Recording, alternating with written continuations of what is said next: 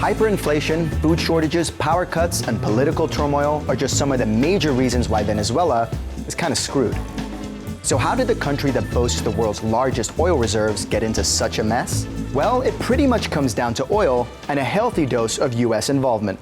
Venezuela's economy is heavily reliant on oil, which makes up around 95% of the country's export earnings. But oil prices have been falling drastically for the last 2 years, hitting the lowest point in more than a decade.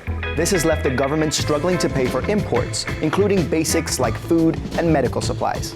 To make matters worse, oil prices are showing no signs of rebounding, and recent talks amongst oil-producing countries failed to come to an agreement to reduce output.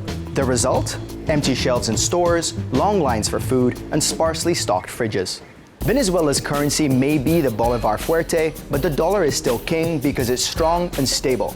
But it's also in short supply, meaning most Venezuelans have to use a black market system to obtain it. Well, the black market price of the dollar is inflated by speculation. So people buy dollars at a ridiculous price because they think it's only going to go one way, which is up. When the black market price of the dollar goes up, imports become more expensive. That makes inflation worse, with levels expected to hit over 700% this year. President Nicolas Maduro's government has often blamed the US for waging an economic war against Venezuela.